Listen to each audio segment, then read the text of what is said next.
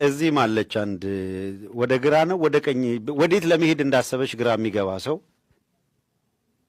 2 ደቂቃ ተራምዳ 6 ደቂቃ የምታርፍ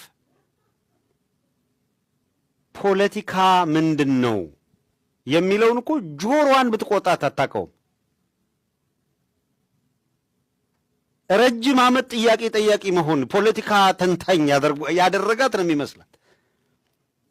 አፏ ባንድ በኩል ወደ ጆሮዋ እየሸሸ ተፈጥሮም እየተጣላት ነው። እውነት ለመናገር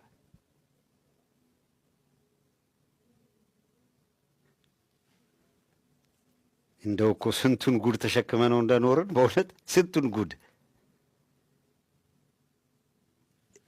ኮንሰፕቱ ምንድነው ማለት አሁን ሰው የሚከራከርበትን ነገር የሆነ ነገር መከራከሪያ ይዞ መጥቶ በዚህ መንገድ ነው መከራከር ይሄ እንዲህ ሊሆን ይችላል ምናምን እሱ አንድ ነገር ነው። ፖለቲካ ነው፣ እውቀት አለ፣ ትንታኔ ይፈልጋል።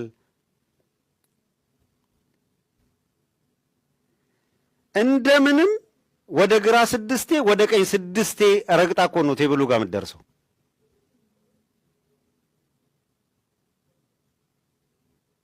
ከዛ በኋላ በዚህ ደግሞ እንደው እንነጋገር ከተባለ ምንም አንዳለች ፒንጎ የሚሏት እንዲህ ምትል እንስሳ ነገር አለች። በሁለት እግሯ ደክ ምትል ፒንጎ እንደውም ታምራለች። ሆነ ለመናገር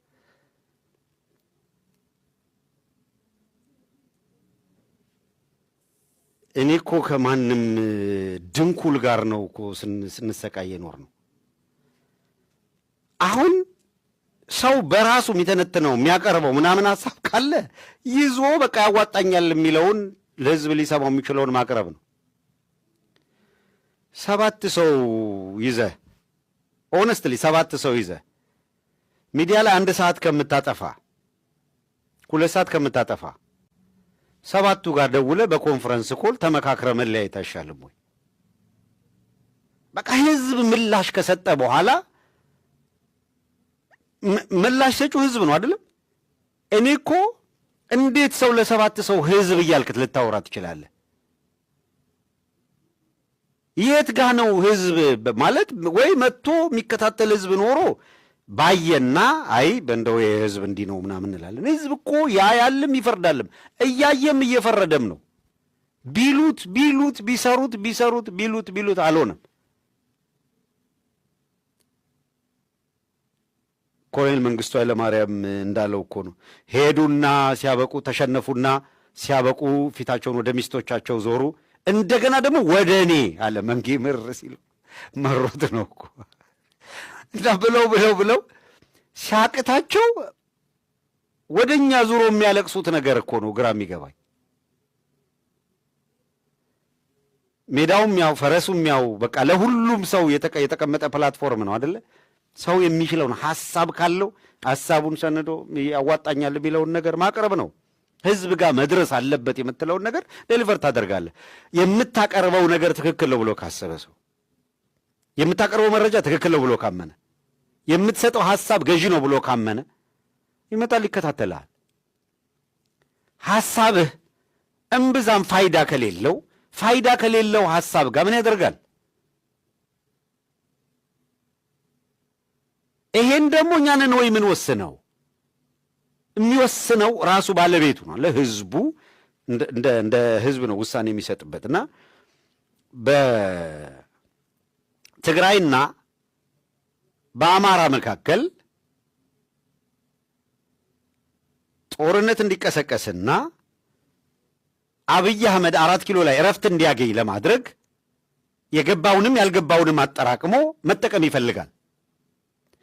4 ኪሎ እረፍት የነሳውና ጭንቅ ውስጥ የገባው ጽምዶ የምትባል ነገር ከመጣች በኋላ ነው። ለምን ደክ እንኳን ጽምዶ ነው የምትለው። ጽምዶም በወጉ አጠራው እና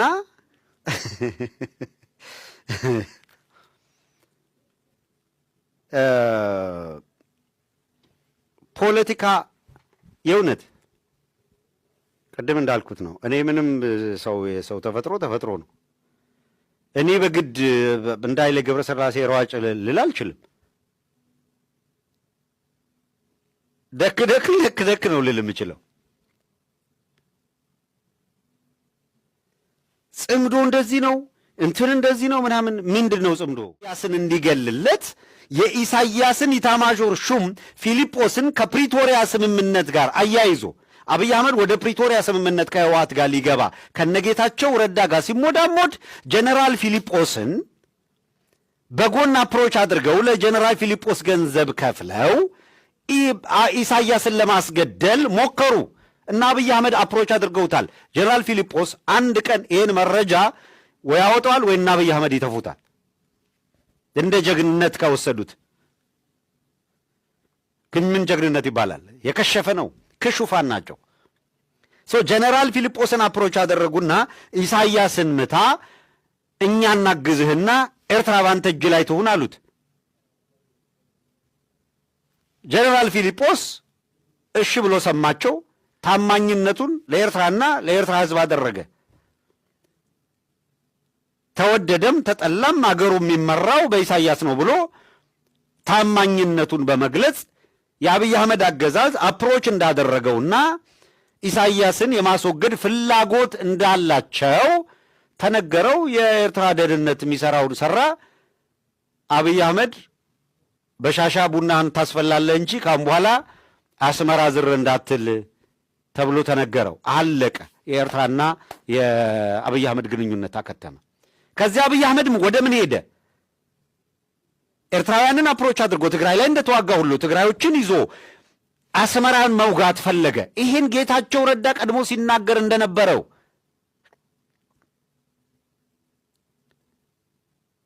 ሶነ ጌታቸው ረዳ ቮድካ ሲገዛላቸው ይህንን የአብይ አህመድ ህልም ለማሳካት ከአብይ ጋር ሆኖ ኢሳያስን መበቀል የተሻለ ነው የሚል ምርጫ ይዘው ሄዱ። የነ ደብረ ጽዮን ቲም እዛ የቀረው ደግሞ ኖ የለም፣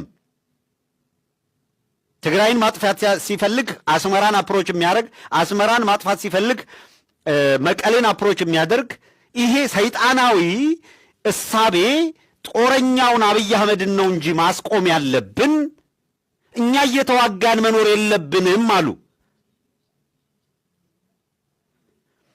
እኛ ማቆም አለብን ይሄንን ብለው ስለተነጋገሩና ስለተወያዩ በዚያው መተማመን ምክንያት የህዝብ ለህዝብ ግንኙነትን ጀምርና ለአብይ አህመድ እርስ በርስ የመዋጊያ በር አንስጠው፣ ክፍተት አንስጠው፣ ድንበር ይዘጋ ብለው ወሰኑ።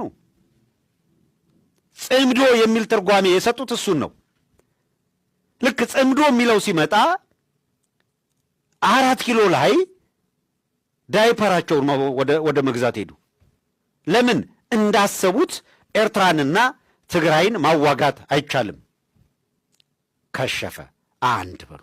2 አማራንና ትግራይን በወልቃይት በራያ ይሹ ሲዋጋ እንዲኖር ካሽሚርና ጋዛ ሰርጦ ነው ሲዋጉበት እንዲኖሩ ነው የሚፈልገው። ኦህዴድ በዘላቂነት የጦርነት ቀጠና እንዲሆን ነው የሚፈልገው። በዚህ በኩል ኮሎኔል ደመቀን አስታጠቀ፣ በዚያ በኩል ደግሞ እነጌታቸው ረዳን አስታጠቀ። የነጌታቸው ረዳ ኃይል መጥቶ ራያን እንዲቆጣጠር አደረገ። የነ ኮሎኔል ደመቀ ኃይል ወልቃይት ላይ እንዲቆይ ያደረገ። ለምን? ወልቃይት ኮሊደር ነው ወደ ሱዳን መውጫ፣ ለትግራይ ከተሰጠ አያዋጣም። ወልቃይት የሱዳን ኮሊደር ባይሆን ኖሮ አንድ ቀን አያድርም። አብይ አህመድ ይህን ወልቃይትን ለህወሓቶች ሰጥቶ ህወሓቶች ጥያቄያችሁ ተመልሷል አልቋል በሚል አማራው ላይ ዘምተው አብረው እንዲወጉ ያደርግ ነበረ። ኤርትራ እንዋጋም አሉት። አማራ ጋር ፋኖ ጋር ሄደን እንዋጋሉ፣ አንዋጋም አሉት። ውጊያ እንዲጀመር ለማድረግ ወልቃይትን አጥቅጣችሁ ያዙ አላቸው። አንገባም። በአደባባይ ነው መግለጫ የሰጡት። ታስታውሱ እንደሆነ ከዓመት በፊት አንገባም። ራሱ የፕሪቶሪያ ስምምነት የፈረመው የፌዴራሉ አካል የኮንቴስትድ ኤሪያዎችን ጉዳይ ይፍታ እንጂ እኛ በኃይል አንገባም ብለው ያለው ያ እኩለ ሌሊት ሁሌ የማይነጋለት ሰው እንዴት ፈጣሪ ግን እንዴት ሰውየው ምን በድሎ ነው ሁሌ እንዳይነጋ አድርጎ የፈጠረው ሰው ሐሳቡ ጨለማ፣ መልኩ ጨለማ። እንደው ሰው ወይ ንግግር የሆነ ነገሩ እኮ ወይ ንግግሩ ማማር አለበት፣ እንደው የሆነ ሐሳቡ የሚገዛ መሆን አለበት። ምንም እኮ እንደው ህፃናት ሲያጠፉ ለማስፈራሪያነት ገዝታችሁ ቤት ከምታስቀምጡት ውጪ ለሌላ ጥቅም የሚውል ሰው እኮ